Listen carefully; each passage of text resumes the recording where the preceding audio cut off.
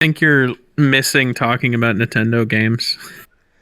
Yeah, I really, really need to start talking about Nintendo again. Uh, It's been months. But then again, the world's on fire. Hi, this is Screensavers. all right. Welcome. It's been 1 week since you two looked at weeks. me. That's it. Yeah, yeah. Actor to the size I'm angry. It's How been. long ago did we do Detective Pikachu? It was really close to when it was in theaters. Yeah. If it wasn't even still in theaters. So it's And been. It was the good news before is that like my. nothing. What? The good news is that nothing's happened in the world since we did that, and everything's just the same as it was back then. Yeah, thankfully, the world's just gone calm and Yeah. everything's doing all right, and movies have been coming out steadily for us to talk about. That hasn't stopped at all. And And it's good that the city of Minneapolis that I live so close to didn't like try to institute martial law or anything like that. yeah, We're all good. imagine if they had made the decision to just defund their entire police department. That would have been insane. Yeah, I know, right? Um, so welcome to Sonic the Hedgehog. Sonic Heroes. That's going to be stuck in my head the entire time we're recording. Oh man, I love Sonic Heroes. Me too. Yeah, the concept that I was playing around with Sega Journey is I wanted to just like do the entire Sonic series, like forget the SG-1000 and just go through every single Sonic game.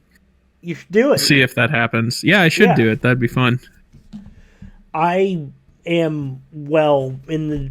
I think I'm in major need of a retool as well, just because I can't say I've lost interest in what I'm doing, but there's clearly something wrong when I'm taking these 4 to 6 month gaps, even with the state of the world as it is. Yeah. And I've been working since the coronavirus thing happened. I've been really busy.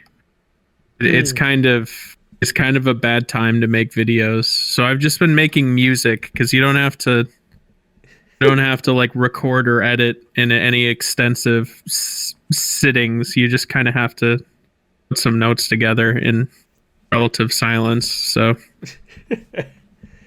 Yeah, that's all I've been doing.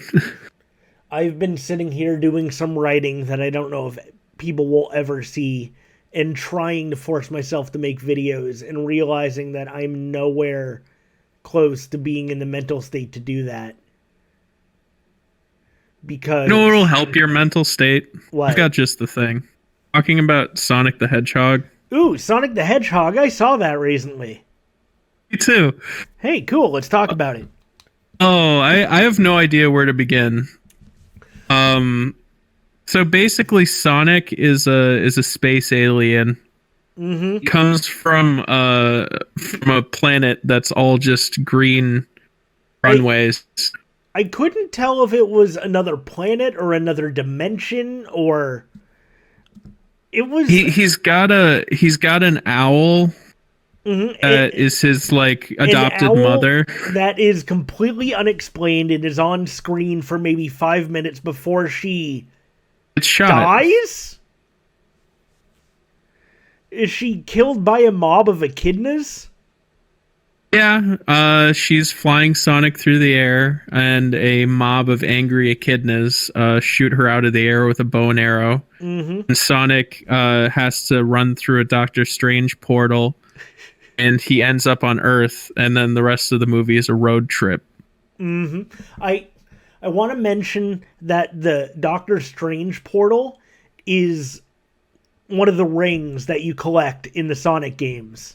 Yeah, they're no longer just like a little MacGuffin. They're like actually important relics that allow you to travel between worlds. They're how all advanced civilizations travel, I think is what Sonic says. Which Yeah. implies that he's part of an advanced civilization that I really want more information about.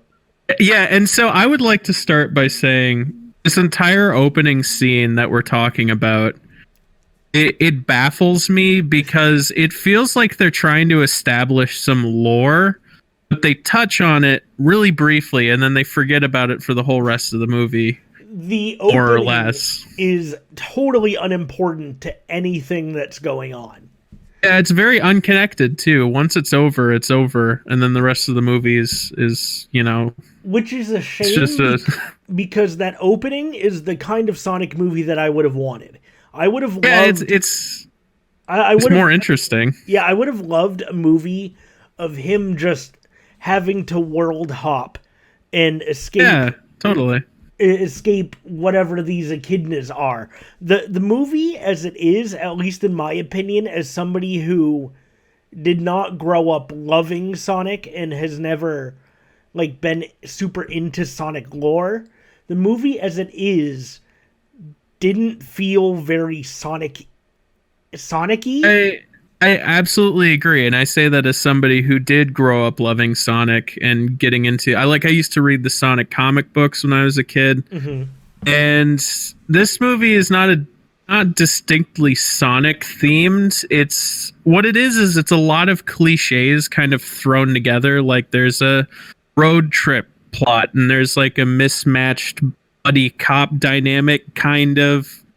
There's this Right. evil scientist, this government guy that's tracking them down. It's a lot of cliches. It's like a bunch of different Hollywood movie plots all kind of thrown together. And Sonic the Hedgehog is just there. Right. He's just interacting with it all. He's there and he can move fast, but Yeah. But honestly, you could replace him with like a generic 90s style alien, like kid finds alien in the woods type of thing, and you wouldn't lose anything. The fact that it's Sonic is only there to make like little references to the series as a whole, as like Easter eggs. Remember when he tried more chili than dogs? once. What? Yeah, he ate a chili dog in the Quicksilver sequence, and then he mentioned chili dogs, and he flossed. He flosses twice. He flosses on two separate occasions. And here's the thing: the first time it happened, I mean, obviously, I'm not a young child anymore. I'm kind of an adult, and I like flossing. It's like whatever. Like that's what the kids like. You can have Sonic floss because it's not like Sonic's attached to any one era. It makes sense for him to be hip with the kids, but having him floss twice is crossing the line. Right. I don't abide by that. So honestly, I felt where were we? I felt like Sonic was a kid in the movie. Like, he struck me as like 12 to 14-ish. And I don't know if there's an established Sonic age canon or whatever, but it's weird of me to think of him as a kid. Yeah, he acted like a kid, but I got the sense that he wasn't. I got the sense that he was like an adult. I don't know necessarily. Speaking of adults that act like kids, what did you think of Jim Carrey? Oh, Jim Carrey, let me tell you. So, Detective Pikachu, this is the one connective tissue between Detective Pikachu and Sonic the Hedgehog. They're both kind of generic kids movies, but Detective Pikachu has Ryan Reynolds that kind of elevates it. And Sonic the Hedgehog has Jim Carrey. Right. And the only thing I'd heard about Jim Carrey's performance is they're like, oh, I heard a couple people say he's obnoxious. He's like still doing the same shtick he used to do in like the 90s. And so I wasn't expecting to like him as much as I did, but I thought he was amazing in it. Again, there's no real reason, at least in this movie, they're set up towards the end, but at least in this movie, there's no real sign that that's Robotnik apart from the name. Yeah. But I thought Jim Carrey was pretty close to his prime in like the late 90s, early 2000s. And it's really nice to have him back. Even if his character is kind of insane. I think it's a testament to Jim Carrey's performance in the movie, because at some point in the movie I realized that that's not Robotnik, that's Jim Carrey in a black trench coat. Mm-hmm. There's nothing distinctly Robotnik about him, but I also didn't care. Right. I was like, it is not like true to the Sonic canon, but I was having so much fun with his character that I really couldn't care less. They're reinventing Robotnik, and I'm okay with it. Except Honestly, in the end, when they de-invent Robotnik, and now he's like actually Eggman. Right. Yeah. Just a little skinnier. Sonic does call him Eggman at one point in the movie, despite the fact that he is no longer shaped like an egg. And they justify it by giving him these drones that look kind of like the turrets from Portal, but they're also shaped like an egg. And it's pretty forced, in my opinion. It was very, very shoehorned. Yeah, yes. They have to call him Eggman for some reason. Mm-hmm. And he calls him Eggman because he has egg drones, apparently. Yeah, I liked. It's really, I have a scatterbrained opinion on the movie because there's a lot of little things that I liked about it and a lot of little like about it, and that's all I can focus on because the movie as a whole, like structurally, was uninteresting. You can only think of the little moments. Like I liked the scene where they're getting chased by the drone and it keeps turning into smaller drones. I thought that was actually pretty. I thought that was pretty entertaining. I enjoyed it. Yes, that was funny. My favorite moment was when they wake Sonic up with the smelling salts later on in the movie, and he just bolts upright and he's like, "Gotta go fast!" and he starts zooming around the kitchen.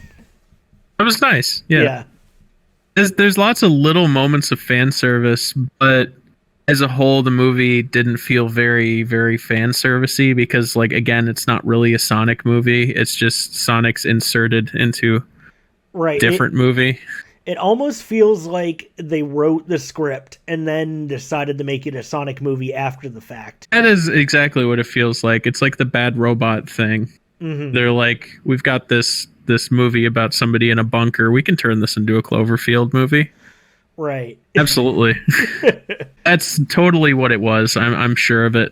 Because Detective Pikachu had come out, and like people knew that there was a Detective Pikachu movie in the making. Sega's like, we got to capitalize on this. We have connections in the film industry, and they're making this generic like alien movie. We can turn that alien into Sonic. And that's what they did. So, just to compare with everybody that's listening, Detective Pikachu, in my opinion, it felt like a living, breathing world where all of these Pokemon happen to live, and they were involved in everyone's everyday lives, and they had a reason to be there, and it felt like a Pokemon movie. Whether or not you thought it was a good one is up to you, but it felt like a Pokemon world, whereas this feels like a buddy road trip movie that one of them just so happens to be an alien, and that alien just so happens to be Sonic the Hedgehog. But if Sonic the Hedgehog does not need to be there, it does not feel like Sonic the Hedgehog's movie or Sonic the Hedgehog's world. Early on, they at least had the aesthetic down. In the opening lore scene that they, for whatever reason, abandoned, they had a good thing going. And then they just decided instead to pluck him out of that and put him into a brand new movie altogether. Yeah. I'd just like to put it out there that this might be skipping ahead a little bit, but between Detective Pikachu and Sonic the Hedgehog, I had more fun with Sonic the Hedgehog, but it was cheaper fun. I had fun with the little clever visual humor. I had fun with the references. I had fun with the performances. Mm-hmm. But Detective Pikachu is like a solid movie. It's an infinitely better movie. Right. But if you want like cheap entertainment, I got more cheap entertainment out of Sonic the Hedgehog, Mm-hmm. You see, comparatively speaking. I had a lot more fun with Detective Pikachu, but I don't know how much of that is my love for Pokemon as a whole. If I had gone into it without knowing anything, I don't know if that would have been just as true. I Yeah, really because don't know.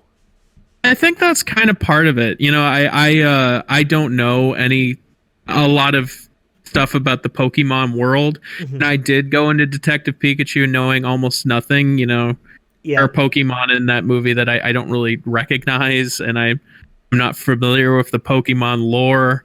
Mm-hmm. So I didn't feel very connected to the world. I did think that it was a very well made world. It felt real and lived in, Right. and I did appreciate that. But being a Sonic fan, I was kind of disappointed by Sonic the Hedgehog because it wasn't a Sonic movie, but at least it had something that I could connect with in it. Right. So yeah, Yeah. I wish that they had sprinkled more little references throughout. Maybe like if there was somehow a Robotnik in Sonic's original universe, and then he runs into like this doppelganger of him in this universe, that could have made a little bit of sense or something. I yeah, don't know. I actually had this thought that the fact that Robotnik, I mean, apart from his name, is obsessed with Sonic despite the fact that he only loves machines doesn't make much sense to me. So as a nod to the games, what they should have done is basically he's been taking like forest creatures and turning them into machines, and he wants to do the same with Sonic. yeah. Well, That they kind of shoehorn. Sorry, am I talking over you? no. Sorry, you go ahead. You kind of cut out there. I didn't know if I was. Anyway, they kind of shoehorned a little thing in the movie in which Robotnik was bullied as a child, and therefore he wants to get Sonic for revenge purposes because Sonic punched him in the face. Right. And But that was a okay. that's a very Jim Carrey plot line, which Yeah. isn't really a plot line, it's just like a throwaway joke. But that doesn't seem like a Robotnik thing. That seems like a Jim Carrey thing, and I thought that was a funny motivation. Like Robotnik was bullied as a child. Mm-hmm. Why not? Yeah, he said a bully punched him in the nose, so he made machines that made that beat up the bully for him, which had the bully drink through a straw or eat through a straw for 3 months or something, and then Sonic did the same thing, so he was gonna get revenge on Sonic. It's again, it's just the most basic plot element that they could get away with. Right, exactly. This is a kids movie, so I wonder if they had adapted any of the older lore, like if making it realistic would have made it a little bit too morbid. Like Yeah, maybe. I don't know. However, I do feel like in the little that I've played a little bit of a lot of Sonic, if that makes any sense. Mm-hmm. And in my experience with Sonic plots, I feel like there was a tone that they should have been going for. This doesn't. It would have been fine if they took a lot of creative liberties, as long as it had the same tone as, say, Sonic Adventure, where you are running away from the president and there's an evil clone of you out to stop you while you're snowboarding down a hillside or something. I can't remember. It's something like that. Yeah. I think you amalgamated the plot of several Sonic games, but it's Yes, like probably. they're all the same. The point is, this movie, while I can't say it takes itself seriously, it takes itself too seriously for what I consider a Sonic movie to appropriately be. If that makes any sense. It's like a semi-realistic take on Sonic, which is odd. There's nothing about Sonic as a character is realistic, and it kind of clashes because they do this thing where they bring Sonic into a bar, and they say he's just a grown man with a skin condition, and nobody really questions it. Mm-hmm. It's like he's just this cartoon blue hedgehog, and it's like it's a weird clash where they're trying to go for like a kind of a grounded, realistic tone, except like there's Sonic the Hedgehog, and like nothing that he does makes any sense. Right. It was a little weird. Mm-hmm. I want to point out that I in no way thought that this was a bad movie. I thought it was fun. I just think that there was a lot of clashing going on, and that it needed a little bit more time before they started actually making it.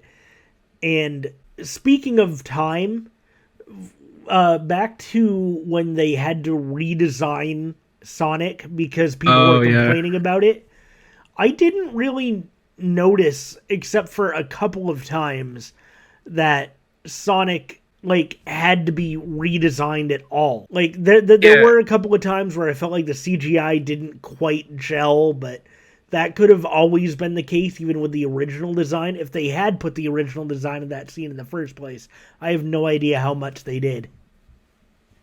Yeah, it's really, we were discussing it when we watched it. It was like, how much did they have to redo? Right. I feel like most of it was probably pretty much completed. I don't know how these productions work. I mean, I know they put out a trailer with like completed footage, and then that's when the backlash happened. Right. I feel like they wouldn't do that if they weren't like mostly done with it, but I don't really know how these things work, like I said. Right. That also raises the question. There's a mid-credits scene that I'm going to spoil right now. So if you're really invested in the mid-credits scene in the Sonic the Hedgehog movie, skip forward a little bit. But Big the cat shows up.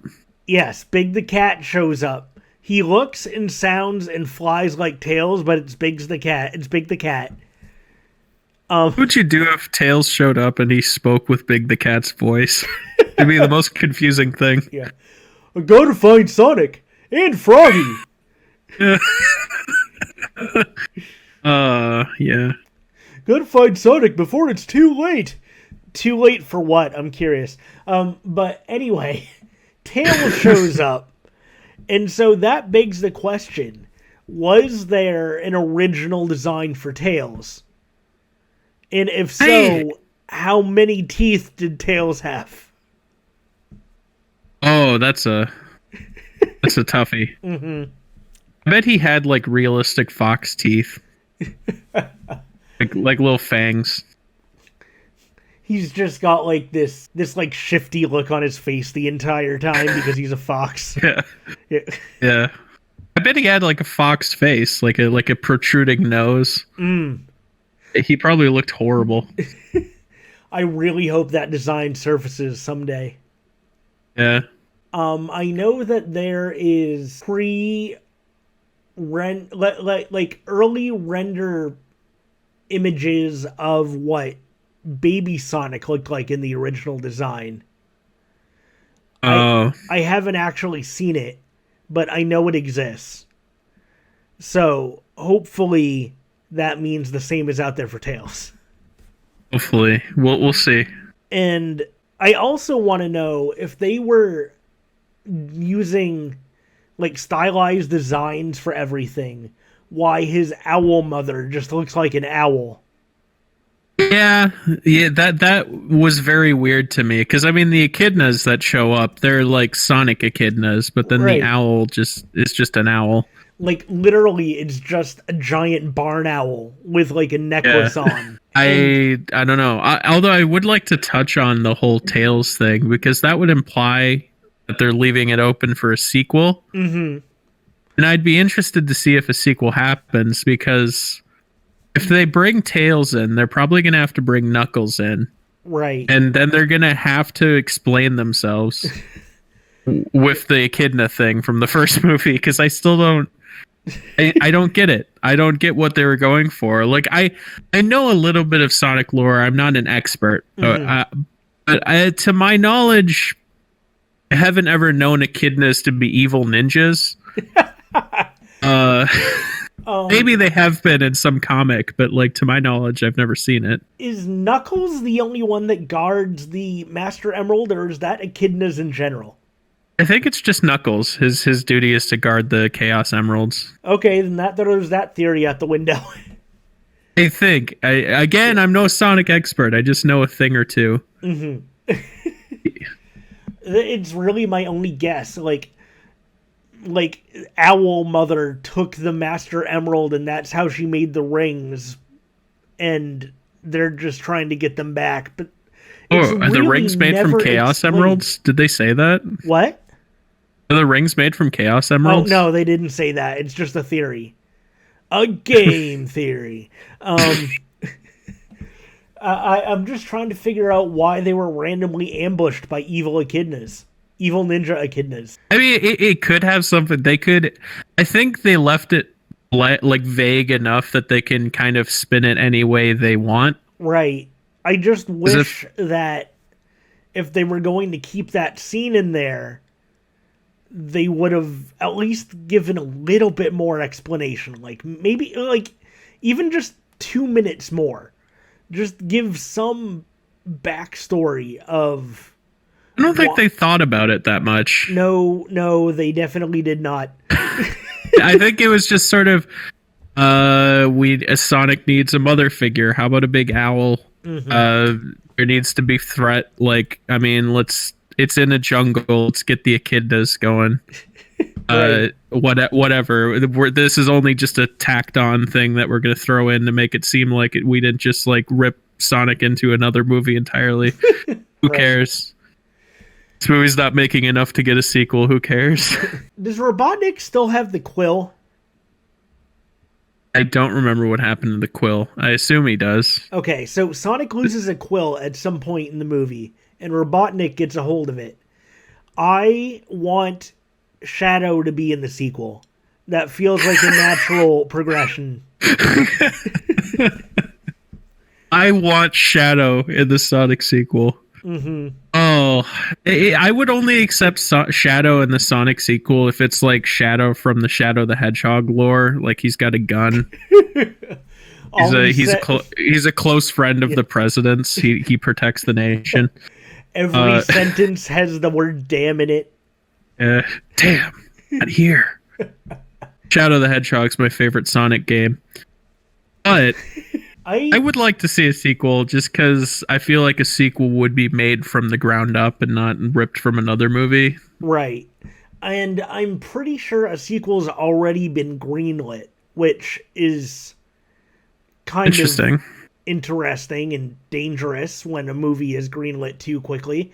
But I hope that in a sequel, they feel more comfortable leaning into the Sonic the Hedgehog insanity instead of, no, we need to go on a road trip the other way. What do you want to bet that none of the human characters except for Eggman show up in the sequel and they don't give any explanation for it? No. Or like it's just a real brief, like, oh, yeah, I had to leave them. I think Eggman's assistant is going to show up too. So they can resolve some of that blatant sexual tension. Yes. The two of them, they've got some chemistry. Mm-hmm. It's some weird energy going on. It's weird because, at least in my opinion, there's like a switch that's flipped like 3/4 of the way through the movie where they don't have any chemistry at all, and then they have massive sexual energy. Just I definitely think it's something that Jim Carrey decided on. I thought you were talking about him and James Marsden. No. Oh yeah, that too. With him and his assistant and James Marsden. Yes. Okay. And James Marsden and Sonic the Hedgehog also, to a certain extent. There's that scene when they're in a motel and then Sonic like runs away and he comes back and he's in a bathrobe and he like poses on the bed, and I thought that was an interesting inclusion. But yeah, Eggman and his assistant definitely have a thing going on. There is... Definitely. That's like a BDSM kind of relationship. I definitely think that's the case. Robotnik and his assistant have the best moments in the entire movie. And honestly, I'd be okay if the sequel was from their perspective. Yeah. No, I think anti-heroes are big right now, so I would like spin-off movie all about Robotnik escaping from the mushroom planet. Oh, okay. I'm gonna change my mind. I said earlier my favorite moment was when he wakes up in the kitchen. My favorite moment is when he and Robotnik or when Robotnik and his assistant are walking out of the bar and they're talking about what a good job they did, and then Robotnik's like, give me a high five, and he goes to give him a high five, and then Robotnik just punches him in the stomach. he hits him in the throat or something like that, or something. He viciously attacks him just briefly. Yeah, then he just walks away. You left yourself open. I like it. I do too. I want more of Jim Carrey just in general. Robotnik is a maniac. Yeah. And I mean that in the most literal sense. Like, in a world as realistic as this, if he didn't have any drones, this guy would be in prison for life. Yeah. It's again, I think Robotnik is almost as unrealistic an element as Sonic, because James Marsden, is that his name? The main guy? Yep. He's a cop. There's nothing too unrealistic about his character. He's just he's too good for the little small town he's serving in. And he wants to go to San Francisco. Yeah, right. He's a grounded, relatable character. And then there's no reason why Robotnik would exist in relation to the government.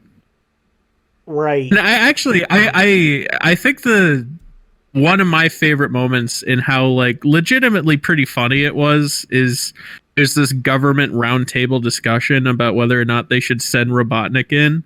Everybody's like, that guy's crazy. He's like, and I thought that was funny because the movie is actually being a little self-aware. They're like, the government, like they want to show the government's perspective on this, and the government's just like, well, I don't know.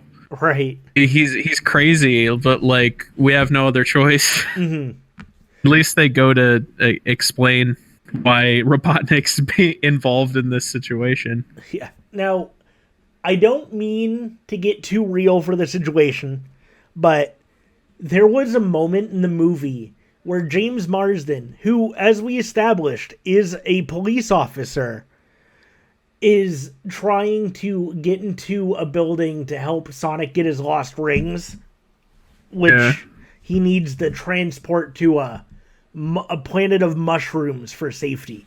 But anyway, this police officer looks straight into the camera and goes, "Time to abuse the power that's been entrusted to me." Yes. I'm so glad you brought that up because I was going to. That could not have aged poorly. Yeah. That could not have aged more poorly. That was oh my god. That's not going to go over well. No.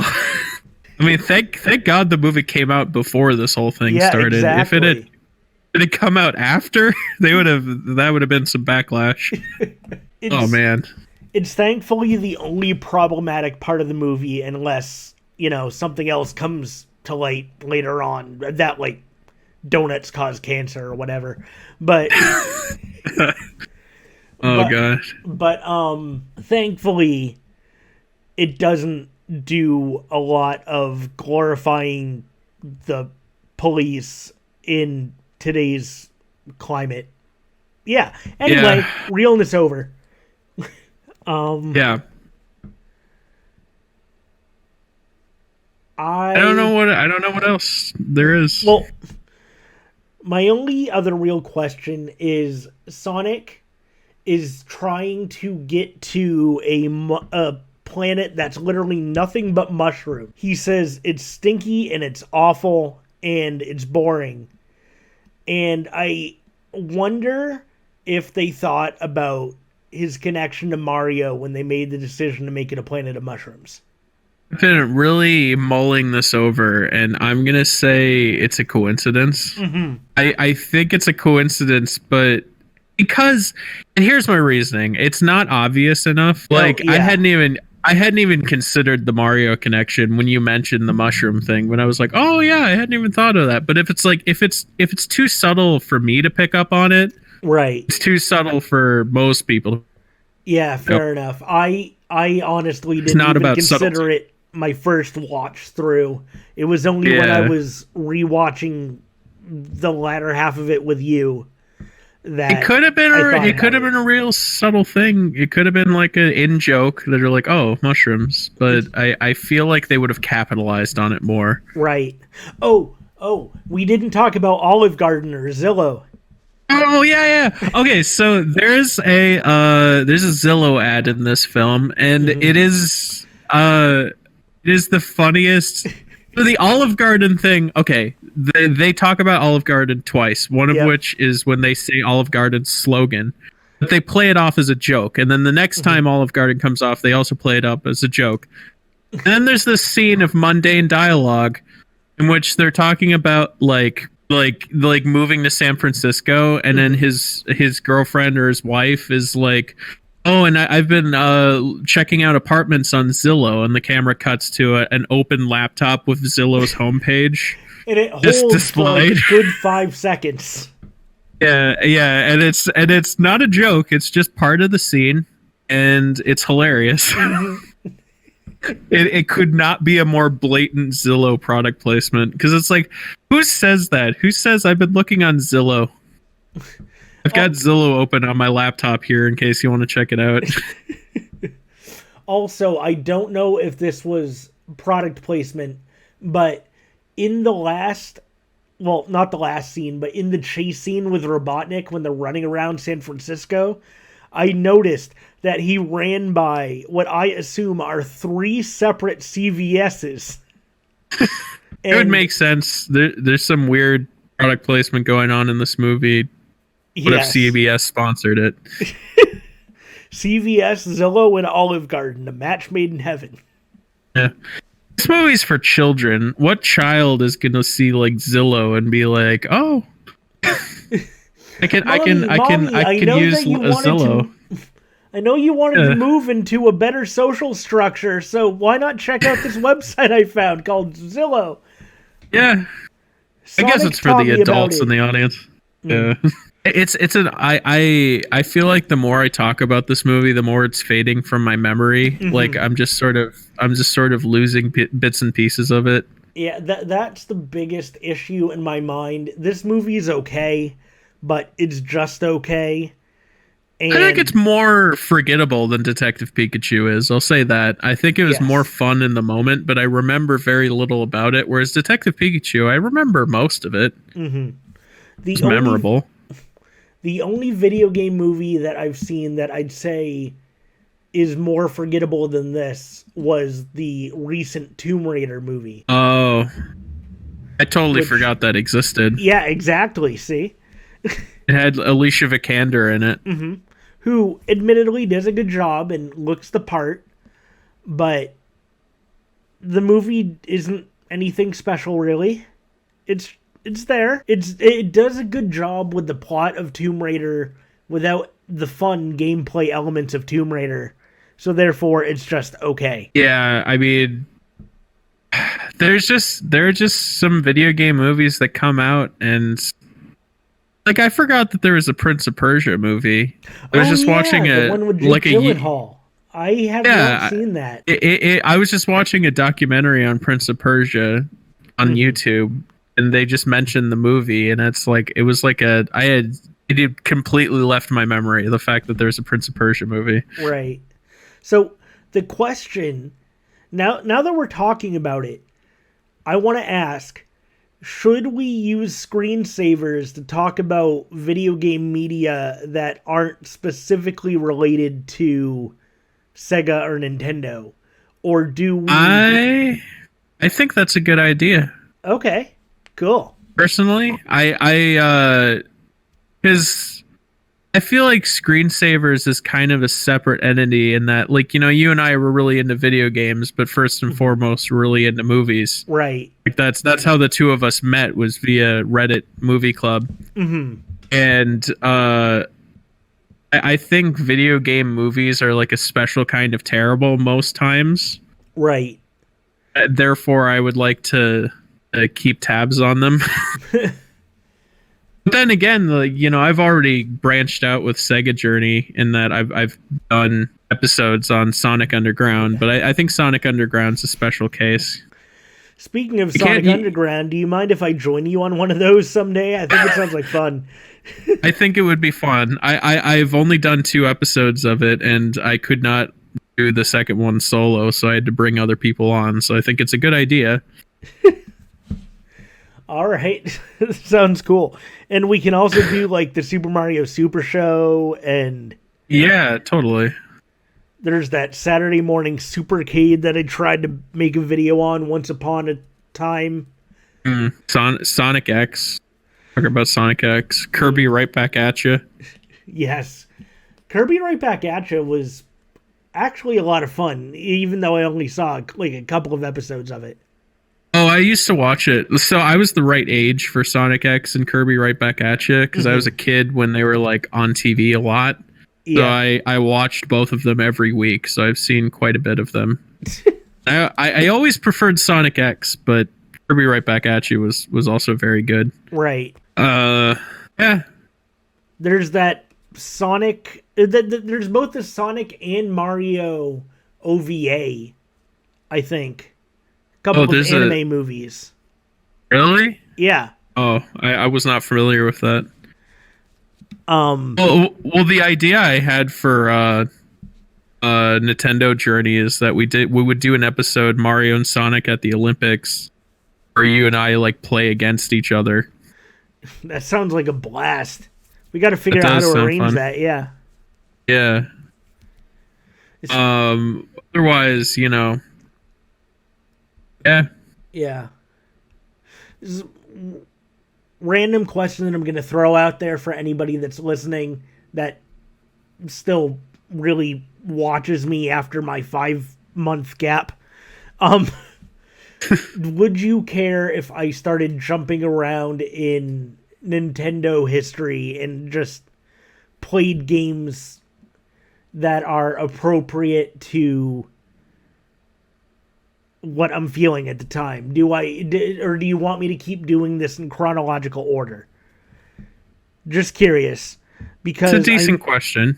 I know that the chronological order isn't something that people are doing, but there's also some later games that if I keep doing this in chronological order, I'm not going to get to for years. So I'm just curious. Throwing that out there. You could look at it as like a historian type thing. Like, it occurs to me that I've covered over half of the SG-1000's library, and if I keep going, I can officially say that I've played and reviewed every single SG-1000 game. Right. Okay. And yet, you kind of want to do interesting things, and you want to keep it fresh, and to just like systematically work your way through a library, it can get a little monotonous. Right, exactly. I think that's why we've both taken several breaks. Mm-hmm. You know, I think it's a great thing to pose to the viewers. Yeah. At the very least, I might want to get into the Game Boy library, because I've always had a soft spot for the Game Boy. I'm sure Pokemon helps with that. I've been talking about Pokemon a lot in this Sonic episode. It begs like a comparison between Detective Pikachu and Sonic. Mm-hmm. Detective Pikachu is a much better movie, but Sonic has Jim Carrey in it. Do you remember when there was a rumor going around that you could unlock Sonic the Hedgehog in Super Smash Bros. Melee? I do. That was a fun I time. do. I believe it was fake because nothing is real. People make hoaxes about the Smash Bros. Series all the time. Yes, it's the easiest thing to hoax because it really has no like rules to it besides there's Exactly. a character in the game that fights. It could be literally anybody. And so I mean, it's difficult. So we do this recurring gag on Movie Club where we name fake roster announcements, and it's a testament to how wild the Smash Bros. Series is because as it goes along, it becomes harder and harder and harder to like make funny fake announcements because everything sounds more plausible now that Solid Snake and Bayonetta and Joker are in the game. I was joking. I was kidding around about Joker for months before the actual announcement. Right. It's like it's when people say like Minecraft Steve is going to be in the game or the Doomslayer or Master Chief. It's like I'm like no, but it's like at the back of my mind, it's like they could do it. I'd honestly, they could totally do it. I'd honestly be surprised if we go through this second wave of DLC without getting at least a Minecraft costume. Yeah, it just doesn't feel right to me. Maybe it's because like Minecraft it doesn't even feel like a game to me anymore. It's more like a cultural touchstone into the point where it's like it would feel out of place in comparison to all these like classic game series. Right. But it's like it's a big IP that Microsoft owns, and Nintendo's getting really friendly with Microsoft, so it would not be outside the realm of possibility. And even like I can imagine a really creative and interesting like play style and move sets for a Minecraft Steve character. Like build based on like building bricks and like I'd love a Final Smash where it's just him unleashing a horde of creepers. yeah, exactly. That would be great. Just like a herd of creepers that go across the stage and like kind of explode at random intervals. Right. That'd be awesome. Make it happen. Let's make it happen. Yeah. And then it's one of those things where it's a passive Final Smash, but also like active because Steve gets diamond armor and a diamond sword, and you deal more damage while it's active. Dude, that would actually be pretty cool. And I don't even play Minecraft, and that sounds awesome. I would be interested to see Steve in Smash Bros, but I still just like I'm still on the side of like I don't think it's gonna happen. I just don't see it. And like I was just saying, Smash Bros has always kind of pushed the envelope in terms of like what characters are like out of bounds. Because it's like if you would have told me when Brawl was about to come out, Solid Snake is going to be in Brawl, I would be like, no way, like out of the question, absolutely not. And but and the when when Snake was taken out of Smash 4, like, not a lot of people were surprised because that was like a once-in-a-lifetime opportunity. And then you could tell it was a big deal when they used Snake's reappearance to advertise Ultimate. Like, that was the big draw. In the original Everyone Is Here trailer, that Snake showed up again. And honestly, the fact that Smash has become such a big cultural touchstone is, in my opinion, a pretty cool thing. It kind of makes sense because Smash is like an amalgamation of multiple series and multiple fan bases. They can all unite and play some Smash, and it's always interesting, like speculating who the next character is going to be. There's a lot of draw to the Smash series. Well, well, we just got to wait a few days to figure out who the new ARMS character is going to be. I don't know enough about ARMS to make any guesses or care, really.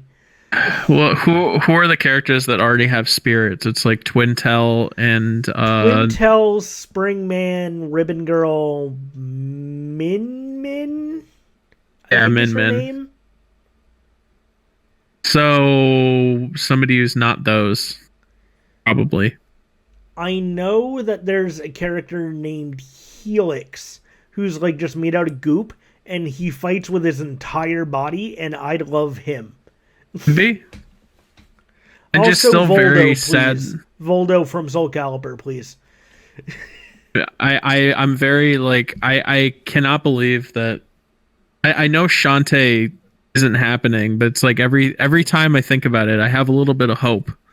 Shantae could still happen. They just need to cover her up a little bit. Well, it's. I guess they would have to do a bit of a redesign.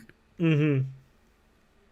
Maybe, I don't know. It's not like there aren't scantily clad female characters in Smash. Right, exactly. But Shantae might be pushing the envelope a little bit. Mm-hmm. And there's always the fact that like Shantae is a spirit in the game. Like to me, that's like a death sentence. Like if they know what they're doing, if they had any like inkling of like, if they had any guess that they would potentially include Shantae, they probably wouldn't have included her as a spirit. Right. I don't think they had ever had any intention to put her in the game. And yet I can still hope. You never know. They can just like take her spirit and turn it into a fighter spirit, you know? Right, exactly. Whatever. So I just it's a really recognizable IP. A lot of people would be happy about it, and Shantae has a very unique combat style in that you change into different animals, and they would make a good character. I agree. I want Shantae. I really do. Yes. So that's my rant for the day. Yep. We're approaching an hour, and we've gotten very off topic. Yeah. You might even want to title this video Sonic the Hedgehog plus Miscellaneous. Yes. Is there anything else about the movie you wanted to touch on? I liked the sister of the fiance whose only character trait is that she hated James Marsden. Yep. I don't think she had a line of dialogue in the film that wasn't "You should leave your fiance." No, she asked her daughter to put on her Fitbit once. Put on my Fitbit so I can get some free steps in, and also call your mother and get her to leave her fiance. Not her mother. Yeah. Whatever. The girl giving Sonic the shoes was cute. That was cute. I liked that. That was the fan service in the movie where I didn't just was like, oh, that's nice. Right. I didn't feel cynical about it. I was just like, that's just nice. I like it. And then there was the cool piano cover of the Green Hill Zone. I totally called that, by the way. Mm-hmm. You did. I had no idea that Green Hill Zone theme would appear in the movie. I just when about a quarter of the way into the movie, I think I said something along the lines of, "There's no way that Green Hill Zone theme is not showing up in this movie," and it did. And then there was the nice shot in the ring when they're leaving San Francisco for France, where it looks like City Escape. That was kind of cool. Yes, that was a very fun little visual Easter egg. Mm-hmm. Hey, that was nice. There's a lot of really fun moments in the movie. Yes. It's all told, it's not a great movie, but it's not a bad movie. It's a very passable movie. It's good enough. I wouldn't. Yeah. I wouldn't say to avoid it. If you want to watch it, go ahead. It's fun. It's good. It's fine. It's great for kids. Right. There's some kind of dark humor and some language, but it's good for kids regardless. Mm-hmm. Yeah. So go watch Sonic the Hedgehog, I guess. And we need to figure out what our next project is going to be. If it's another screensaver, if we're doing videos. I'm working on finishing up Karateka. Yeah, I gotta get my Sega Journey episode together. My teaser I'll leave for that is I cover Load Runner. Ooh. That's all I'll say about that. And my teaser is... It's been fun. My teaser is Karateka might not have been as bad as I thought it was. Yeah. Yeah. Okay. This was fun. How do we end it?